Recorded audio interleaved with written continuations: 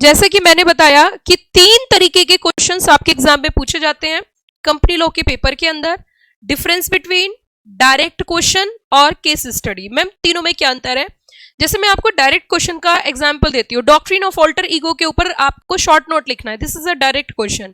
Difference between MOA and AOA, difference between private and public company, difference between private company and OPC, this is a distinguish between, जो कि बचपन से आप करते आए हो। If we are concerning about the case study, अब मुद्दा ये उठते हैं यहाँ पे, बच्चे की प्रॉब्लम समझ लीजिए क्या क्या प्रॉब्लम है। उसको ये नहीं पता होता है कि मैम अगर 3 नंबर का क्वेश्चन है तो मुझे कितने वर्ड्स लिखने हैं, मैम अगर क्वेश्चन 4 मार्क्स का है तो मुझे कितना लिखना है, मैम अगर केस स्टडी है उसे मुझे कैसे लिखना है, अगर मैम मैं 6 नंबर का क्वेश्चन कर रहा हूं तो उसमें मुझे कितने शब्द लिखने हैं। ये बड़ी प्रॉब्लम बच्चों की रहती है। उनको ये नहीं पता होता कि हमें कितने नंबर में, कितने मार्क्स में हमें कितने वर्ड्स या लाइन्स लिखनी है। तो वही आज मैं आपको सिखाने चाह रही हूँ कि कंपनी लॉ के अंदर अगर आपका 3 मार्क्स का क्वेश्चन है तो कैसे लिखना है, अगर 4 मार्क्स का है तो कैसे लिखना है, 6 मार्क्स का है तो कैसे लिखना है, 8 मार्क्स का है तो कैसे लिखना है, केस स्टडी है तो कैसे लिखना है, डिफरेंस बिटवीन है तो कैसे लिखना है, डायरेक्ट है तो कैसे लिखना है। ताली बजा दो, ताली बजा दो। क्या यही प्रॉब्लम है या इसके अलावा भी कोई और प्रॉब्लम है? जल्दी बता दो फटाफट से बच्चों, क्योंकि हम अपने सेशन को लेके चलने वाले हैं आगे। और आज शाम को 4 बजे हमारी ट्रेन स्टार्ट हो चुकी है और आज शाम को 4 बजे से मैं आपके साथ बैक टू बैक आपको चैप्टर्स रिवाइज कराऊंगी। एक एक चैप्टर को खल्लास करते जाएंगे, एक एक चैप्टर को खत्म करते जाएंगे with full of motivation and full of जोश। Don't take stress, I am always with you. इसके अलावा अगर राइटिंग प्रैक्टिस में आपको कोई प्रॉब्लम, कोई दिक्कत, कोई किसी तरीके की कोई दिक्कत, तो यू मे आस्क एंड आप मुझे सजेस्ट कर सकते हो, मैम जी हमें ये चीज करा दीजिए, मैं वो कराने के लिए तैयार हूं। चले तो बिना टाइम गवाए हम चलते हैं अपने मिशन की ओर आगे। और सबसे पहले मैं आपको चैप्टर नंबर 1 अभी मैं ले रही हूं, जो कि एक डेमो बेसिस पे, मतलब एक प्रैक्टिस, एक राइटिंग स्किल्स मैं आपको सिखा रही हूं। तो बच्चों की जैसे कि हम अभी अगर चैप्टर 1 की बात करें तो मैं आपके सामने क्वेश्चन लिख रही हूं जो कि डायरेक्ट क्वेश्चन है बिल्कुल।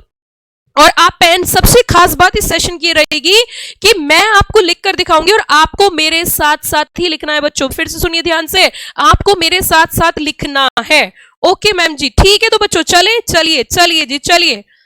जी, अब हम चलते हैं अपने सेशन की ओर। कम ऑन फास्ट, चलिए जी। हाँ जी, सबसे पहला क्वेश्चन अगर हम देखें, जैसे कि आप इंट्रोडक्शन में क्वेश्चन नजर आ रहा है आपको, Raman private limited has only 2 share holders X and Y, all shares were fully paid up, X sold all shares to Y and the company carries on its business activities thereafter। पहले question को समझिए, question क्या कह रहा है।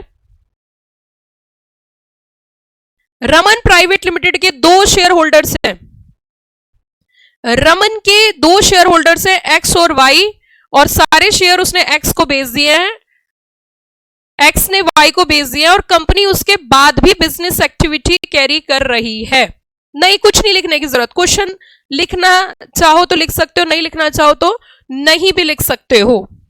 पहले ये देखिए, क्या आपको ये क्वेश्चन समझ में आ गया? Yes, come on fast reply. क्या आपको ये क्वेश्चन समझ में आया? क्या कह रहा है क्वेश्चन?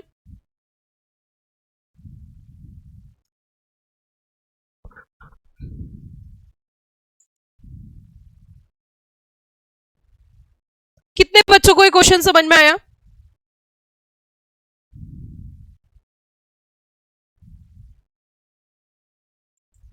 फोर मार्क्स की वेटेज है इस क्वेश्चन की। ये क्वेश्चन जो, मुझे कोई जल्दीबाजी नहीं है, मैं पहले आपको थोड़ा सा टाइम इसलिए दे रही हूं कि ताकि चीजें आप समझ सको। सबसे पहले देखिए, ये जो क्वेश्चन है कितने मार्क्स का है? मैम ये क्वेश्चन 4 मार्क्स का है और ये एक केस स्टडी टाइप ही क्वेश्चन है। केस स्टडी टाइप क्वेश्चन है तो कई बार तो क्या दिक्कत होती है कि हमें सेक्शन नहीं पता होता। तो अगर हमें सेक्शन नहीं पता है तो ऐसी स्थिति में क्या करना है बताइए जल्दी से। अगर आपको क्वेश्चन में सेक्शन नहीं आता तो आप क्या करोगे? जल्दी जल्दी बताओ बच्चों। हाँ जी, कम ऑन फास्ट रिप्लाई। अगर आपको क्वेश्चन में सेक्शन का आइडिया नहीं है देन आप क्या करने जाओगे, क्या करोगे ऐसी स्थिति में?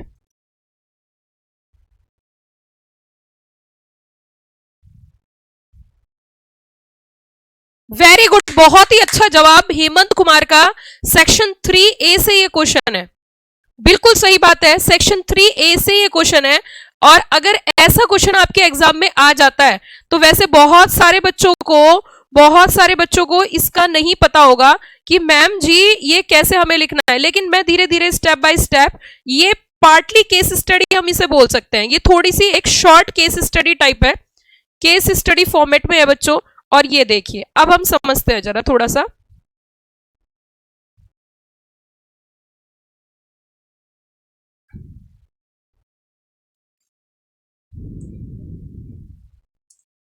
अब इसका आंसर हम लिखेंगे।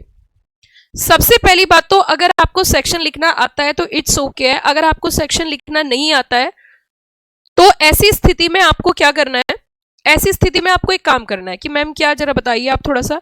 ऐसी स्थिति में आपको लिखना है as per the provision of company law. क्या लिखना है जरा बताइए, as per the provision of company law. मेरे साथ साथ पेन उठा लीजिए बच्चों, पेन उठा लीजिए जल्दी से।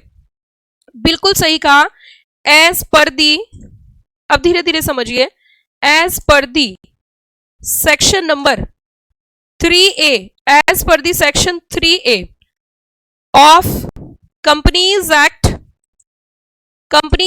2013, as per the section number 3, as per the provision भी लिख सकते हो आप, as per the provision of section number 3A companies act 2013, companies act 2013। अब इसमें सबसे पहले क्या करना होगा, सबसे पहले आपको प्रोविजन बताना है। सबसे पहले क्या बताना है बच्चों, सबसे पहले क्या बताना है, जल्दी बताइए। सबसे पहले प्रोविजन बताना है।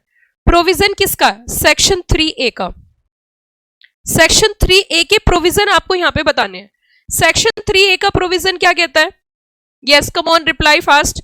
सेक्शन 3A का प्रोविजन क्या कहता है, सेक्शन 3A का प्रोविजन ये कहता है कि अगर कोई कंपनी है, और सबसे पहले तो ये देखिए ये 3A क्या है, सेक्शन 3 और सेक्शन 3A के बीच में डिफरेंस क्या है।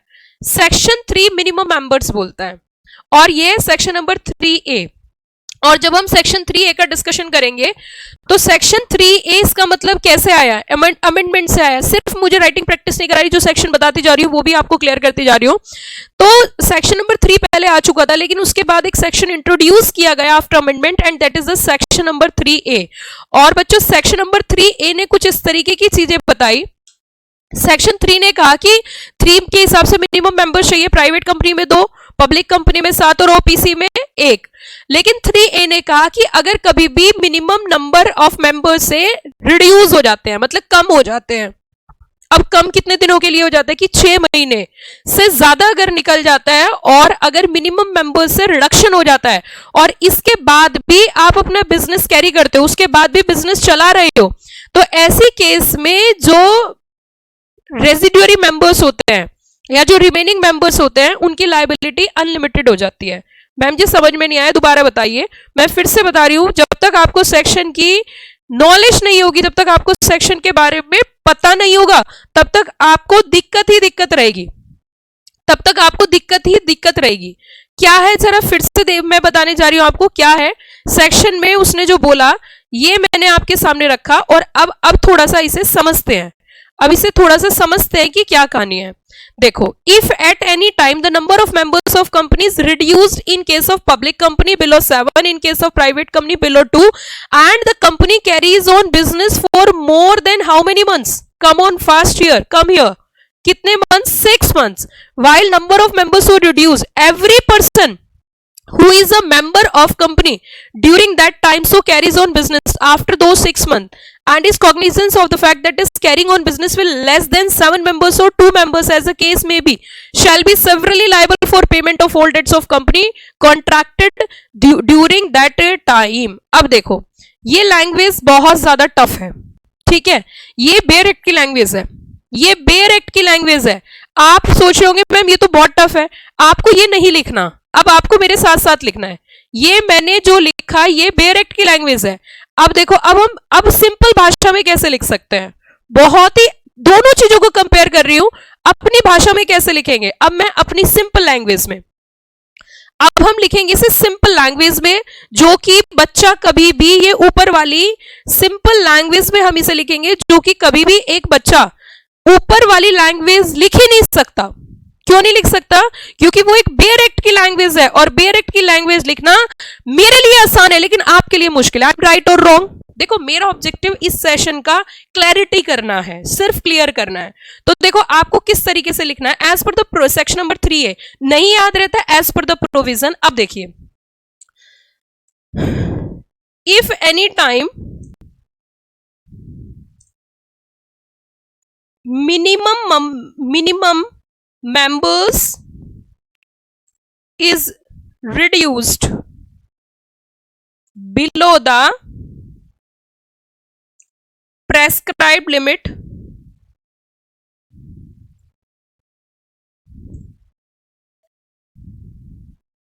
then in that situation, नहीं, in that situation यहां से prescribed limit and still carry business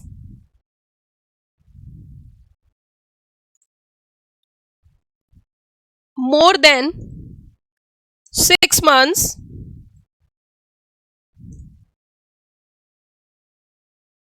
then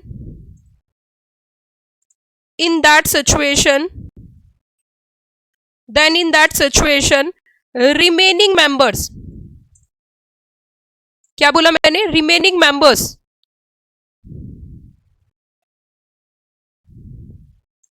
is personally liable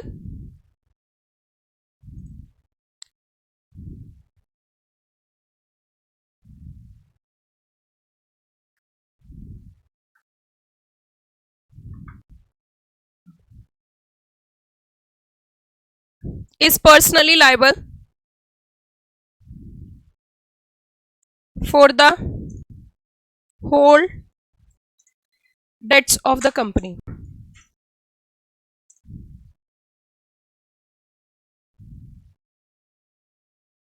यहां तक लिख दिया बच्चों? लिख लिया मेरे साथ साथ?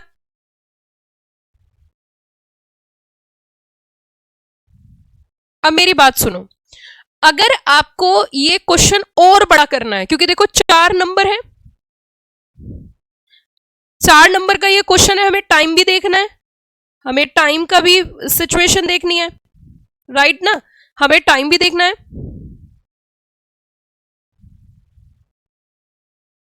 लिख लिया बेटा सबने? मेरे साथ साथ लिख लिया होगा। अब अगर आप इसे और बढ़ाना चाहते हो और क्वेश्चन को खींचना चाहते हो तो पता आपको क्या लिखना है? मिनिमम लिमिट बता दो। In case of private company 2, in case of public company 3, in case of public company 7, in case of OPC 1। अब देखो, ये तो हमने प्रोविजन लिखा है जो कि इतना बड़ा था, मैंने इसको शॉर्ट कर दिया। क्या ऐसी लैंग्वेज लिख सकते हो आप? जल्दी बताओ, मैं आपके हिसाब से लिखवा रही हूं।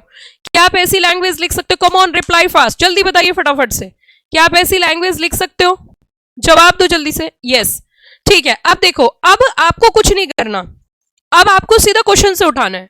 Raman is a private company, you know, Raman is a private company, only 2 share holders X and Y, only 2 share holders X and Y, all shares were fully paid and X sold all shares to Y. अब यही उठा लो, अब यही उठा लो, as it is उठाना है, कुछ नहीं करना। अब यही उठा लो लेकिन पहरा चेंज करके। ये हमने प्रोविजन लिखा, ये हमने प्रोविजन लिखा, थोड़ा स्पेस छोड़ के लिखो। इसमें डालना है सिर्फ in our case, in our case, in our case Raman Private Limited has only 2 shareholders X and Y and all shares were fully paid. X sold all his shares to Y and company carries on its business activity thereafter. So in case of private company, at least minimum, अब यहां बताना है 2 members are required, but here reduced, here limit is reduced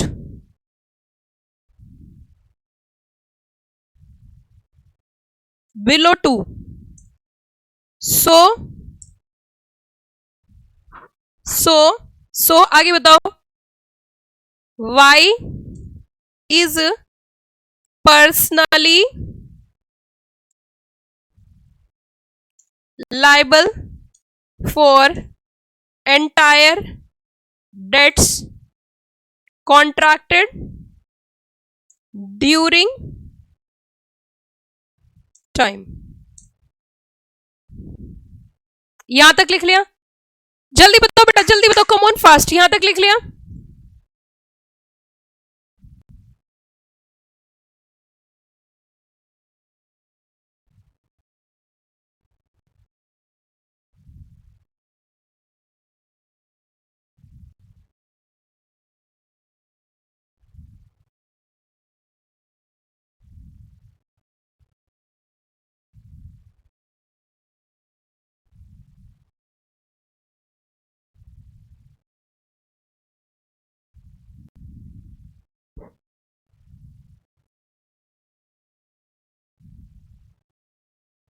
note कर लिया बच्चों?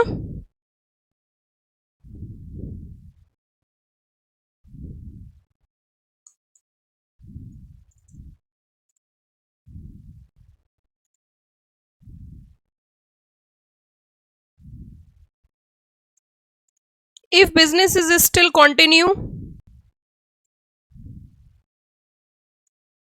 after more than 6 months,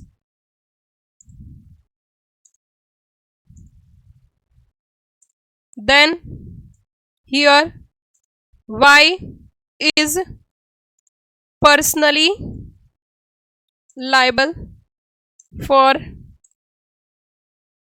debts contracted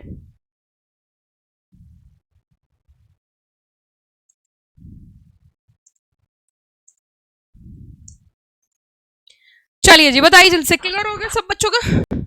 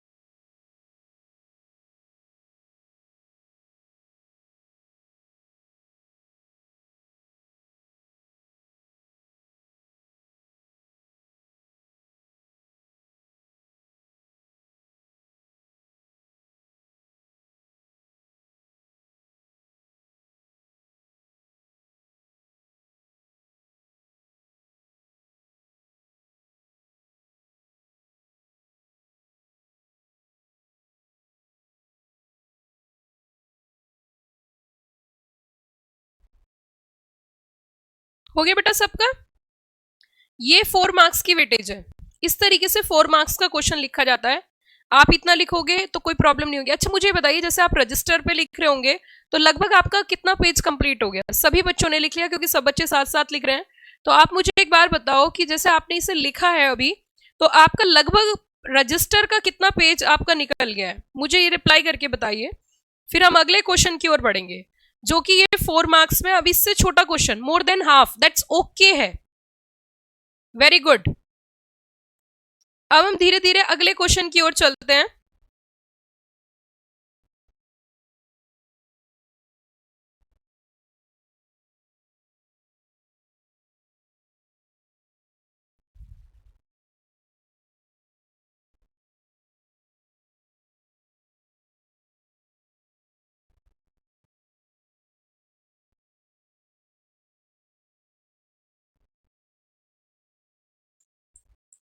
4 number का question देखा, अब हम देखते हैं 3 नंबर का।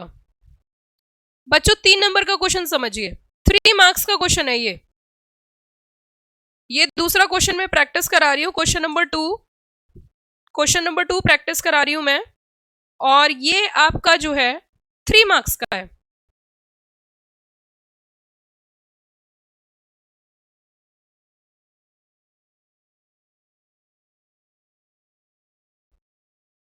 हाँ जी बच्चों, ये 3 मार्क्स का क्वेश्चन आपका है, दिसंबर 2020 में आया हुआ क्वेश्चन है, और इसकी वेटेज है 3 नंबर, 3 मार्क्स।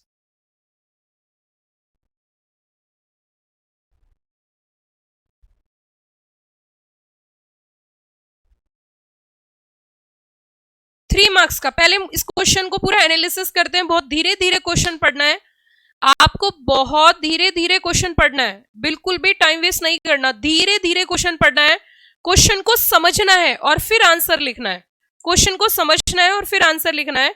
तो देखिए, सबसे पहले हम इस क्वेश्चन को देखते हैं। पढ़िए सारे बच्चे, एक बार सारे बच्चे इस क्वेश्चन को पढ़िए जल्दी, फटाफट से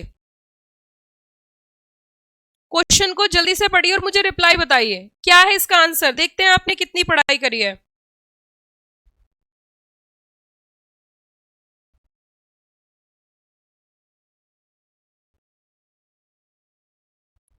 पढ़ लिया बेटा सबने?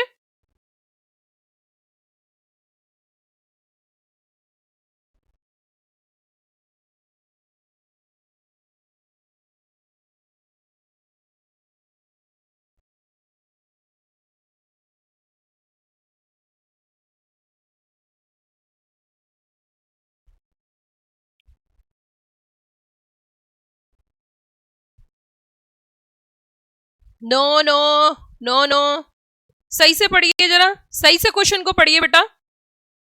क्या रिप्लाई है? एप्लीकेशन लगाई है शेयर होल्डर्स के, कंपनी के शेयर होल्डर्स ने एनसीएलटी को एप्लीकेशन लगाई। उन्होंने कहा जी ये कंपनी जो इनकॉर्पोरेट हुई है on the basis of wrong information, on the basis of wrong information ये कंपनी बनी है।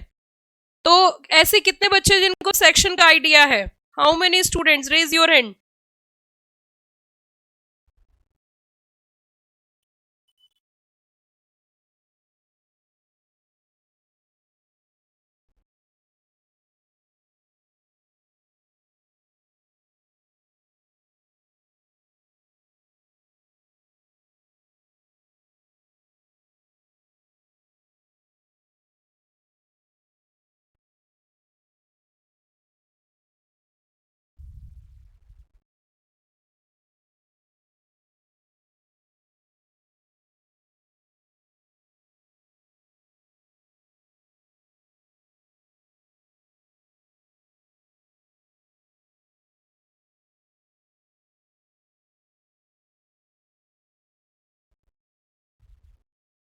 एक ही बच्चे, 1 2 3 4 5 6 7 8 9 10। Yes, come on, fast reply, जल्दी जल्दी रिप्लाई करके बताइए कौन सा सेक्शन है।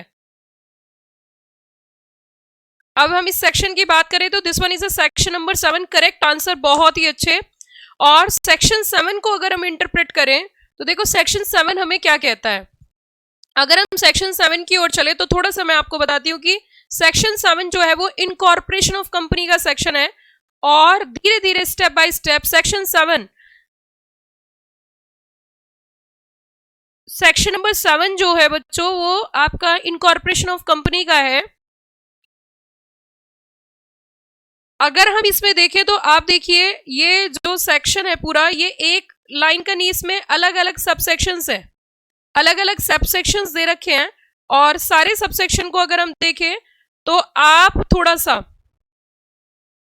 लास्ट में अगर देखोगे,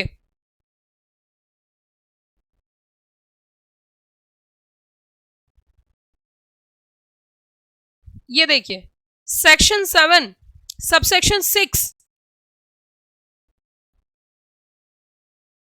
और सेक्शन 7 सबसेक्शन 5। इफ, अब यहां पे दोनों में अंतर समझना है थोड़ा सा। If any person furnished any false और incorrect particulars of any information, या फिर सप्रेस एनी इंपॉर्टेंट इंफॉर्मेशन, और जबकि वो इससे अवेयर था और उसने अगर रजिस्ट्रार को फाइल करी है तो यहाँ पे 447 फ्रॉड के प्रोविजन लग जाते हैं। लेकिन अगले सबसेक्शन में अगर हम देखें तो यहाँ पे आप सबसेक्शन 6 एंड देन सबसेक्शन 7 की ओर चलो, without harming provision of subsection 6 where company has been incorporated, मतलब कंपनी बन चुकी है किसके बेसिस पर, on the basis of false और इनकरेक्ट इंफॉर्मेशन और documents and declaration filed or made for incorporating a company, tribunal may on application made to it being satisfied that situation warrants। अब क्या क्या हो सकता है ऐसी स्थिति में, क्या क्या हो सकता है मेंबर्स की, पॉइंट नंबर 1, कोई भी ऑर्डर पास कर सकती है जो उन्हें सही लगता है। दूसरा, मेंबर्स की लायबिलिटी अनलिमिटेड हो सकती है। Direct removal of name of company from register of member, pass order for winding up and pass such order as it deem fit. अब धीरे धीरे अब देखो क्वेश्चन,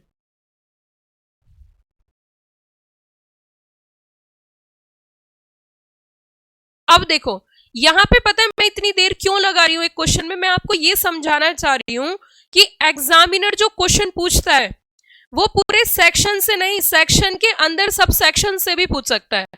अगर हम सेक्शन 7 सबसेक्शन 5, सेक्शन 7 सबसेक्शन 6 और सेक्शन 7 सबसेक्शन 7 की बात करें तो यहां पे जो क्वेश्चन आया है, यहां जो क्वेश्चन आया है, यहां आप बताइए 5, 6 और 7 तीनों में से किससे आया है? यहां सेक्शन 7 सबसेक्शन 6 से क्वेश्चन आया है, क्योंकि यहां पावर्स की बात हुई है।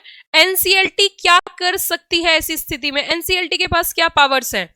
तो एनसीएलटी के पास पावर्स की अगर हम बात करें तो मैं आपको बता देती हूं ऑटोमेटिकली, अगर कंपनी इनकॉर्पोरेट हुई है on the basis of wrong, false, misleading information, तो ऐसी स्थिति में ट्राइब्यूनल को अगर कोई एप्लीकेशन, ट्राइब्यूनल में on application made to it, ये ध्यान दीजिए इस शब्द पे, क्योंकि यही एक इंपॉर्टेंस है। बहुत जल्दीबाजी में, बहुत जल्दी जल्दी जल्दी जल्दी आप करोगे तो रिजल्ट जो है आप जानते हो 5% रिजल्ट रहता है या 4% रिजल्ट रहता है। उसकी वजह यही है कि जिस बच्चे के अंदर ठहराव है, पेशेंस है, आपको लग रहा होगा मैं बहुत धीरे धीरे करा रही हूं, लेकिन मैं आपको चीजों की गहराई बता रही हूं।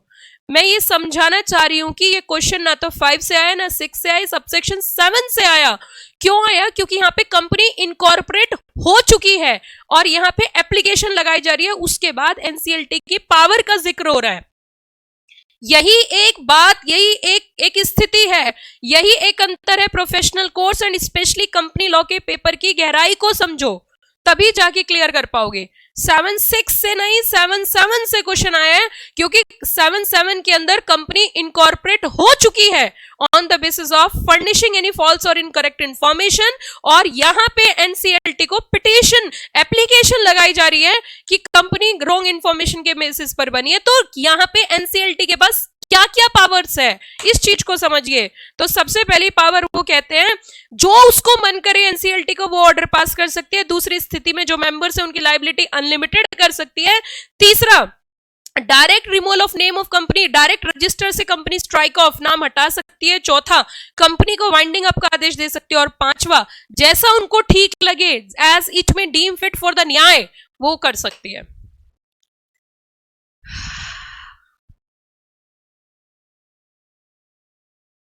कैसा लगा क्वेश्चन? क्वेश्चन देखने से 3 नंबर का है, लेकिन पूरा सबसेक्शन आपको पता होना चाहिए, तभी आप इसका आंसर लिख सकते हो। So this one is the provision. ये जो है ये हमारा क्या है, ये एज इट इज, अगर मैं बताऊं as it is bare act है ये। अब अगर आप इतना बड़ा लिखोगे तो ऑब्वियस सी बात है बहुत टाइम लगेगा। 3 नंबर का क्वेश्चन है, 3 नंबर का क्वेश्चन है, तो 3 नंबर के हिसाब से आप सिंपल भाषा में देखिए, ये 4 पॉइंट तो आपको याद करने पड़ेंगे, ठीक है। मैनेजमेंट ऑफ कंपनी तक, direct liability of members, members liability unlimited, removal of, direct removal, pass order of the winding up and pass such order as deem fit. लेकिन आपको ये नहीं, ये वाली लैंग्वेज जो है ये नहीं लिखनी, आपको सिंपल लैंग्वेज लिखनी है।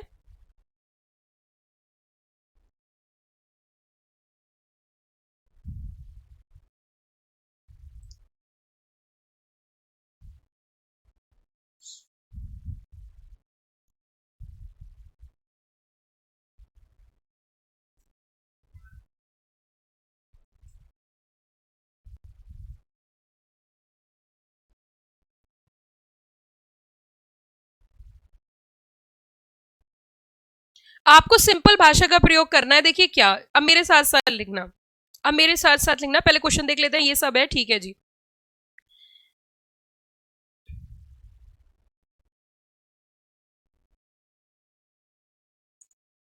एज पर दी, जल्दी जल्दी लिखना, provision of companies act, as per the provision of companies act,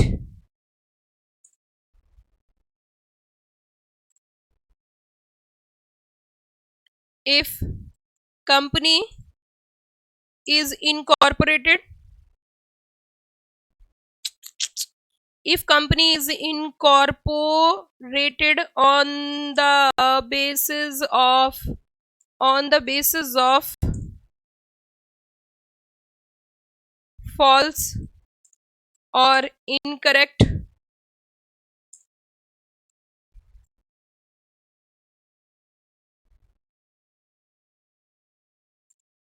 information, then in that situation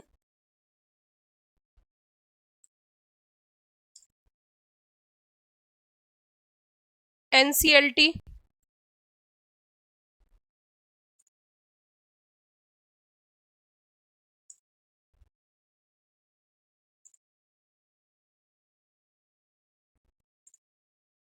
on an application made to it take following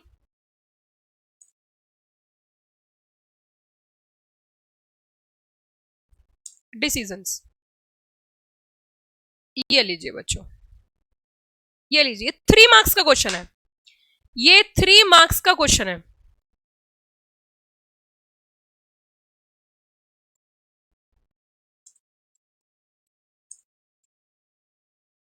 लीजिए लीजिए भैया जी, हो गया।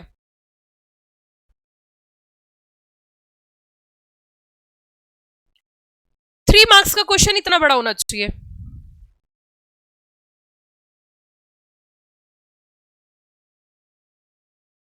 थ्री मार्क्स में आउट ऑफ आउट आपको मिलेंगे, जैसा कि मुझे लगता है। 4 मार्क्स का समझ में आ गया बच्चों? 4 मार्क्स में कितना लिखना है?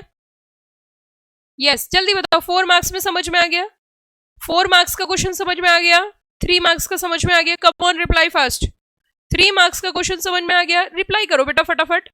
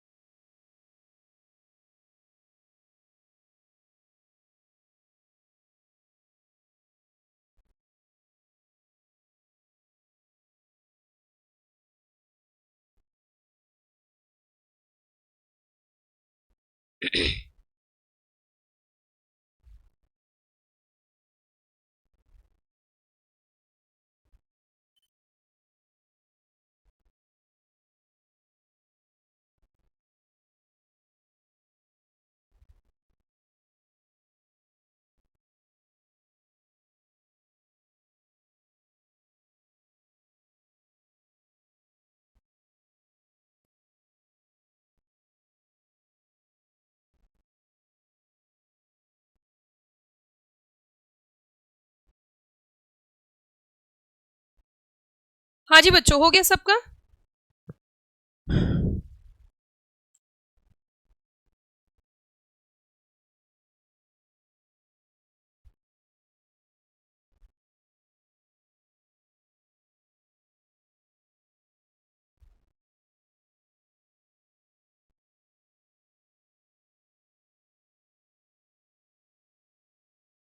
चलिए जी, अब थोड़ा सा डिफरेंट क्वेश्चन करते हैं हम। एक अलग तरीके का क्वेश्चन मैं आपको कराती हूँ। थोड़ा सा डिफरेंट तरीके का क्वेश्चन करते हैं और वो मैं आपको कराती हूँ। अगला क्वेश्चन, चलिए थोड़ा अलग तरीके का क्वेश्चन है और स्टेप बाय स्टेप आंसर कैसे लिखने होते हैं वो हम करते हैं, स्टेप बाय स्टेप आंसर्स। देखिए अब पहले क्वेश्चन को ध्यान से समझते हैं, पहले क्वेश्चन को ध्यान से समझते हैं और पढ़ते हैं।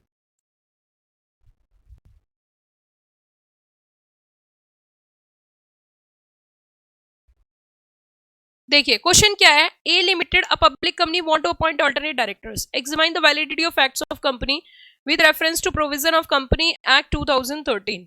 और इसमें अलग अलग पॉइंट वाइज पॉइंट क्वेश्चन पूछा है, पॉइंट वाइज पॉइंट क्वेश्चन पूछा है। देखिए ये रहा आपके सामने स्क्रीन पे question,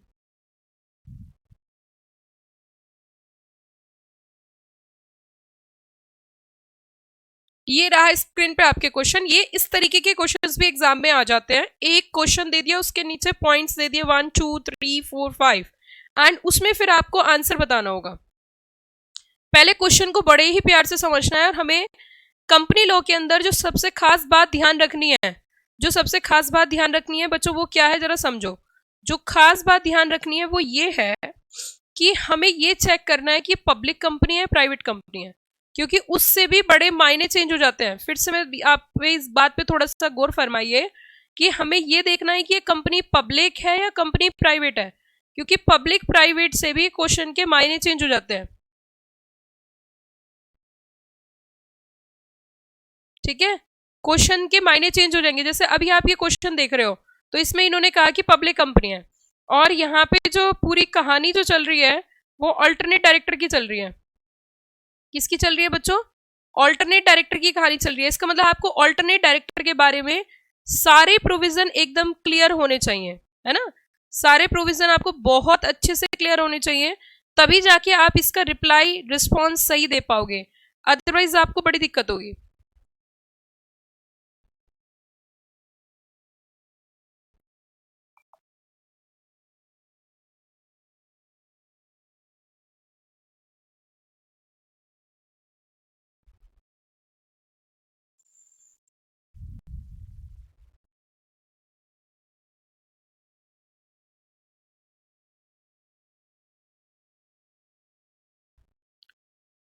three months absent, D director was absent for a period of 2.5 months is proposed. एक तो ये पॉइंट है। दूसरा क्वेश्चन देखो, दूसरा, is a director was absent for 4 months,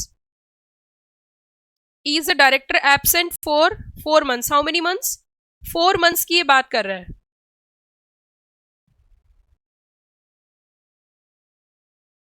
4 months की बात कर रहा है। इसका मतलब अगर हम यहाँ पे एब्सेंटीज देखें तो क्या एब्सेंटीज, अगर कोई एब्सेंट है क्या उससे भी कोई फर्क पड़ता है?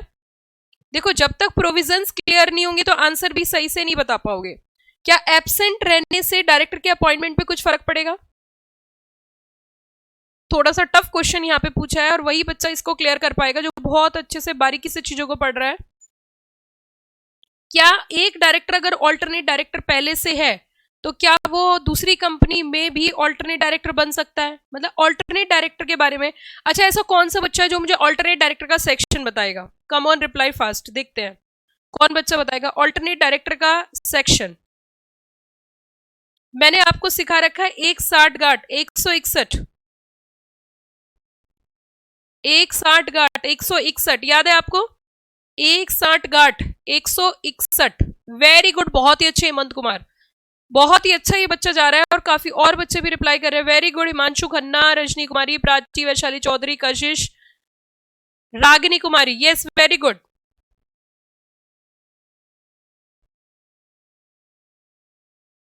(161) एक्चुअली सेक्शन नंबर 161 एक ऐसा सेक्शन है जो कि एक्सेप्शन है अपने आप में।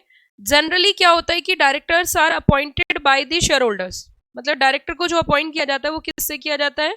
शेयर होल्डर से। लेकिन कुछ एक्सेप्शनल स्थिति ऐसी होती हैं जहां पे एक डायरेक्टर दूसरे डायरेक्टर को अपॉइंट कर सकता है। ऐसी भी कुछ सिचुएशंस आपको नजर आएंगी जहां पे एक डायरेक्टर ही दूसरे डायरेक्टर को क्या करेगा बच्चों? अपॉइंट करेगा, और वो यहाँ पे आ जाता है सेक्शन 161 2 3 4, जहां पे हम बात करते हैं एडिशनल डायरेक्टर की, जहां पर हम बात करते हैं ऑल्टरनेट डायरेक्टर की, जहां पर हम बात करते हैं कैजुअल वैकेंसी की। यहां पर ये तमाम ऐसी चीजें होती हैं जहां पे एक एक्सेप्शनल सिचुएशन आ जाती है, और एक्सेप्शनल सिचुएशन भी ऐसी आ जाती है जहां पे basically, very good, nominee director, alternate director, additional director, ये सारे डायरेक्टर्स यहां पे बताए जाते हैं।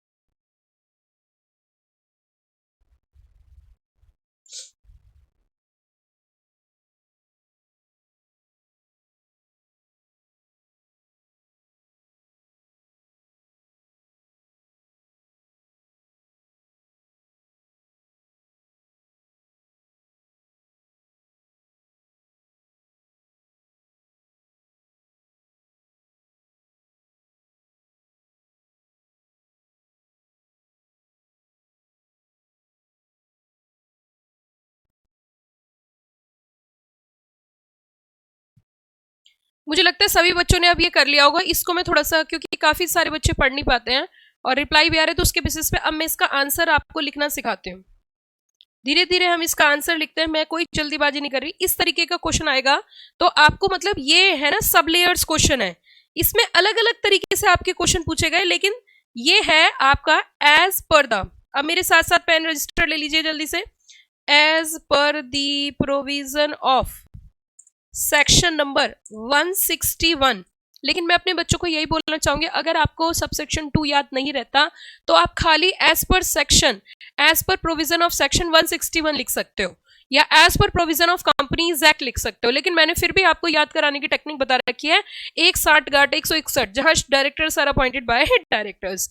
तो सेक्शन 161 सबसेक्शन 2 के ये प्रोविजन है, और ये क्या कहता है, ध्यान देना। सबसे पहले पॉइंट का हम आंसर लिखेंगे पहले।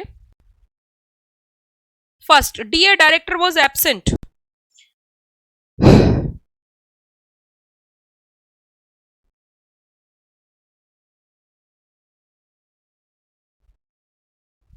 D, a director was absent for a period of 2.5 months. It is proposed to appoint an alternate director. पहले का आंसर बताइए जल्दी से। मेरे हिसाब से आंसर होगा नो, इसे जरूरत नहीं है। क्यों जरूरत नहीं है? इसका इसका जो लिंकिंग है, इस सबसेक्शन की लिंकिंग हम कर सकते हैं बोर्ड मीटिंग से। क्या समझ में आ रहा है बच्चों? कम ऑन, यस, लिंकिंग करके बताओ। Come on, reply fast. Linking, yes, reply, linking. इसकी लिंकिंग है बोर्ड मीटिंग से। और बोर्ड मीटिंग के प्रोविजन को अगर हम समझे, वो कहता है जी प्राइवेट कंपनी है या पब्लिक कंपनी है, तो आपको एक बात का ध्यान रखना है। हमने कहा जी क्या, कि कोरम होना चाहिए।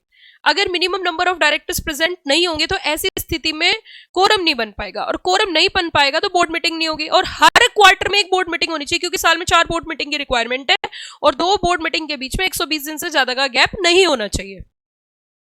ठीक है, तो इसकी लिंकिंग हम करते हैं बोर्ड मीटिंग के सेक्शन नंबर 173 से। अगर आप जाओ मिनिमम बोर्ड मीटिंग और फिर आप कोरम की बात करो, तो उन सबको कनेक्ट करके हमारा एक आंसर आता है। क्या बात है, बहुत ही बढ़िया, जबरदस्त, शानदार। तो अगर एक डायरेक्टर एक क्वार्टर से 3 महीने से कम के लिए आउटसाइड इंडिया जाएगा, no need to appoint a alternate director. इसका आंसर यहां से नहीं, जब तक आप लिंकिंग नहीं करोगे चीजों के, आप आंसर सही नहीं कर पाओगे। बताइए मजा आया नहीं आया? जल्दी रिप्लाई करके बताओ फटाफट से। तो as per provision of section number 161 subsection 2 gives power to the board of directors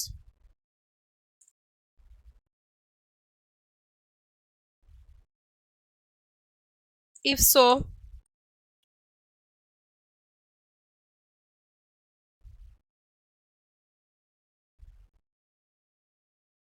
authorized by articles or by resolution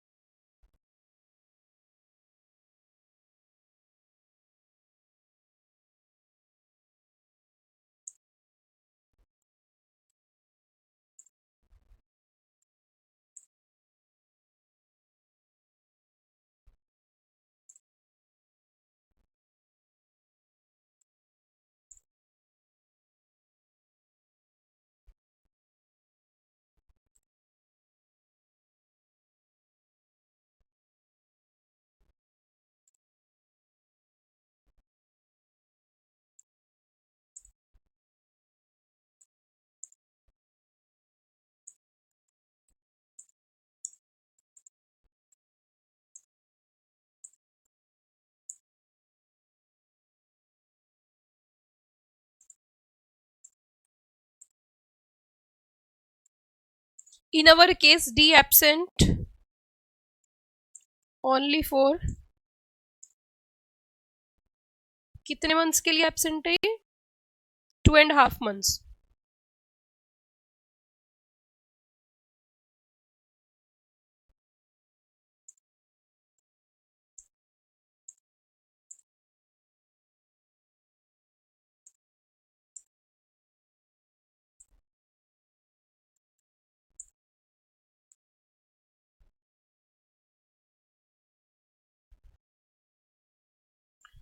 हाँ जी,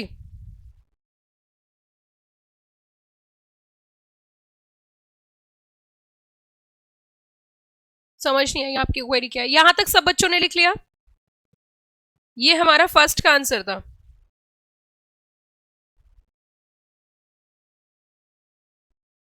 समझ में आ गया बेटा? सेकंड का आंसर करते हैं। ये हमारा फर्स्ट पार्ट का आंसर था।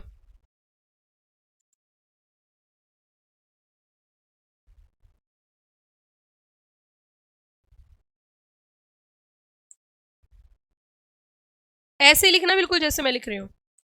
अब हम सेकंड पार्ट का आंसर लिखेंगे।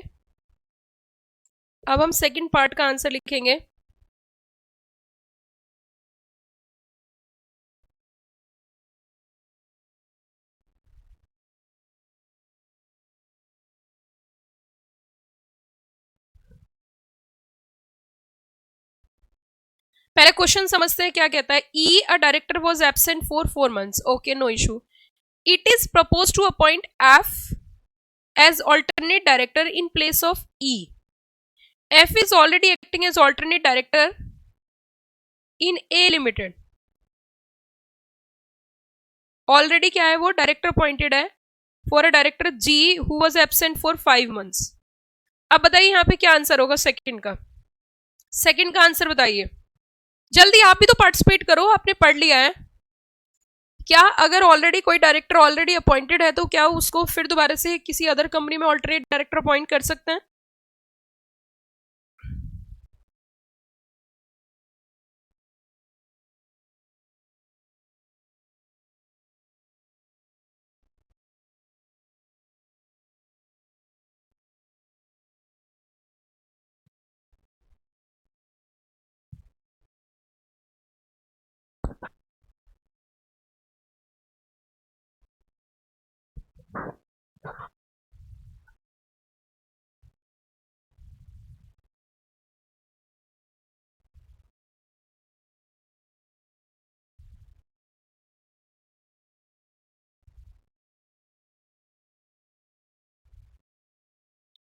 पहले क्वेश्चन की थोड़ी भावनाएं समझिए। कंपनी एक ही है, सेम कंपनी है। ये देखो यहां पे भी क्या हो रहा है कि ए जो है डायरेक्टर एब्सेंट है कितने महीने के लिए? 4 months के लिए। तो पहले मुझे ये बताओ क्या ऑल्टरनेट डायरेक्टर अपॉइंट किया जाएगा? Answer is yes. एंड यहां पे क्या किया जा रहा है? ई की जगह फिर से देखिए, ई की जगह किसे अपॉइंट कर रहे हैं? ई की जगह अपॉइंट किया जा रहा है एफ। ठीक है, अगली बात सुनो, ई की जगह अपॉइंट करने के लिए बोल रहे हैं एफ, और एफ ऑलरेडी उस कंपनी में ऑल्टरनेट डायरेक्टर है। किसमें? ए लिमिटेड में। ये एक पॉइंट ऐसा जो बहुत इंपॉर्टेंट है, किसकी जगह अपॉइंटेड है? जी की जगह। तो क्या सेम कंपनी में फिर दोबारा से ऑल्टरनेट डायरेक्टर अपॉइंट कर सकते हैं? बहुत बहुत ध्यान से प्रोविजन को पढ़ने की जरूरत है। मैं इसीलिए जल्दीबाजी भी नहीं कर रही, जिससे जल्दी वो कर ले, क्योंकि जो ज्यादा जल्दीबाजी होती है उसमें सिर्फ एक ही काम होता है और वो होता है फेल, और नंबर 25 या 30। मैं जल्दीबाजी नहीं कर रही, मेरा ऑब्जेक्टिव है आपको कंपनी लॉ की डेप्थ को बताना। प्राइमा फेसिया क्वेश्चन पढ़ के आंसर लिखोगे गलत होंगे। जब तक क्वेश्चन को एटलीस्ट 2 बार रीड नहीं कर लोगे आंसर सही नहीं लिख पाओगे। मेरी बात समझ लेना ध्यान से। तो अब ये जो केस स्टडी है इसमें कई सारे पार्ट्स हैं, ये अलग अलग पार्ट्स में पूछ रही है। तो यहां पे इन्होंने क्या कहा कि अगर हम देखें तो अब हम इसमें आंसर लिखते हैं। आंसर क्या लिखेंगे? Same as usual, as per provision of section number 161(2).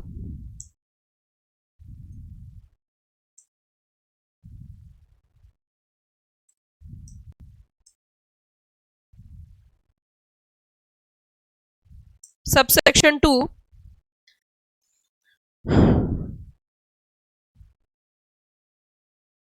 states that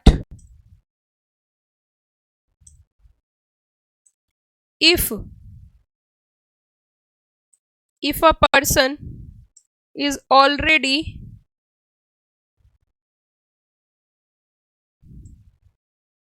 appointed director,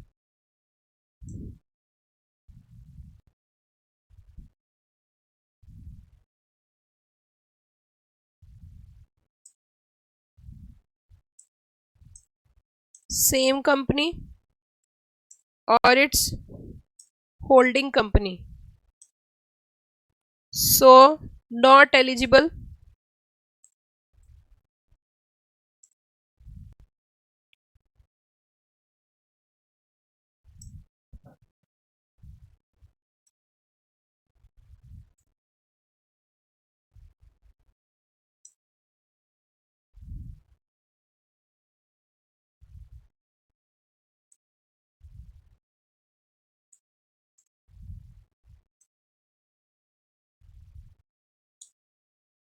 in our case. F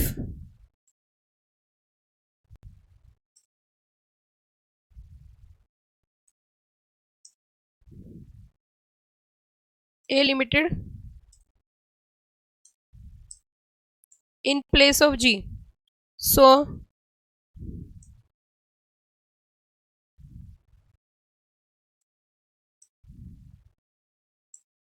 not eligible to appoint alternate director in place of E.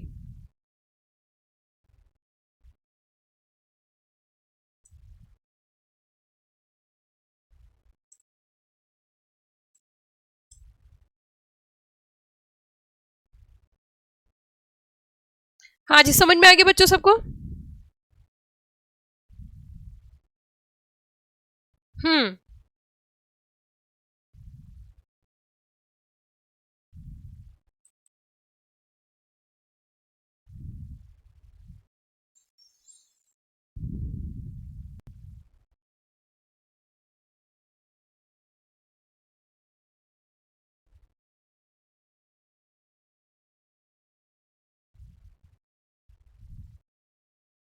तीसरा सबसेक्शन है, तीसरा पॉइंट है, can the set appointment if permitted by circular resolution. तो इसका छोटा सा answer है, वैसे तो कोई एक्ट में स्पेसिफिक प्रोविजन नहीं है, no specific provision under the act, and कहता है कि alternate director can be appointed by passing a resolution circulation.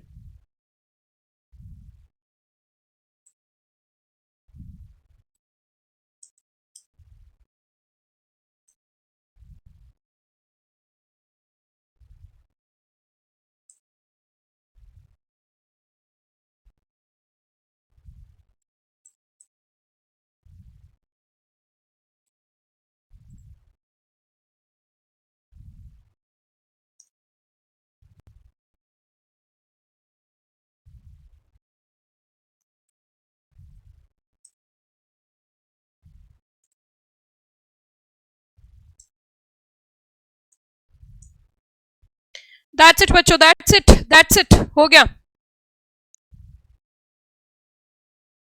That's it. ये था अलग अलग तरीके के क्वेश्चन मैंने आपको करके बताए, अलग अलग तरीके के क्वेश्चंस मैंने आपको करके बताए। Anybody having any doubt? समझ में आया? 2 नंबर का क्वेश्चन, 3 नंबर का कैसे लिखना है, 4 का कैसे लिखना है, 5 का कैसे लिखना है, केस स्टडी कैसे लिखनी है, डायरेक्ट क्वेश्चन कैसे लिखना है, क्या क्लियर हो गया बच्चों? यस, क्या ये बात क्लियर हो गई सब बच्चों को? फिर लास्ट में कंक्लूड कर रही हूँ और कुछ एक्स्ट्रा टिप्स आपको बता रही हूँ राइटिंग टेक्निक के। जब भी कभी सेक्शन याद ना हो तो सेक्शन नहीं लिखना, सब सेक्शन याद ना हो नहीं लिखना, क्योंकि कभी भी गलत सेक्शन कोट नहीं करना है, मार्क्स कटेंगे। दूसरी बात, अगर सेक्शन याद नहीं है तो आप प्रोविजन ऑफ कंपनीज एक्ट लिख सकते हो, आप as per provision of companies act लिख सकते हो।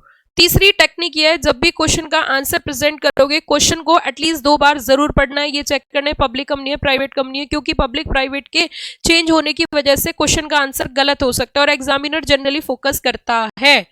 चौथी चीज ये रखनी है कि जब आप एग्जाम में क्वेश्चंस लिखोगे कंपनी लॉ के पेपर में छूटने की संभावना 95 से 98% रहती है कि आपका पेपर छूटेगा, क्योंकि पेपर बहुत लेंदी होता है।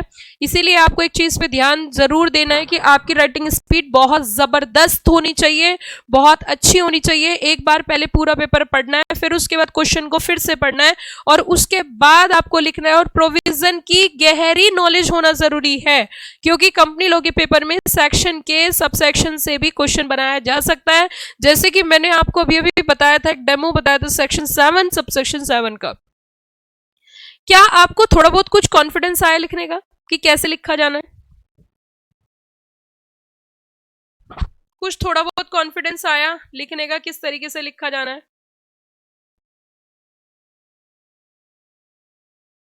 हाँ जी, थोड़ा बहुत कुछ कॉन्फिडेंस आया किस तरीके से लिखना है आंसर? जल्दी बताओ बेटा, क्योंकि आज शाम को फिर दोबारा समय मिलना है और हम फास्ट ट्रैक खल्लास करते जाएंगे चैप्टर वाइज चैप्टर। और कोई डाउट हो तो पूछिए, लिखने में और कोई दिक्कत आ रही हो तो।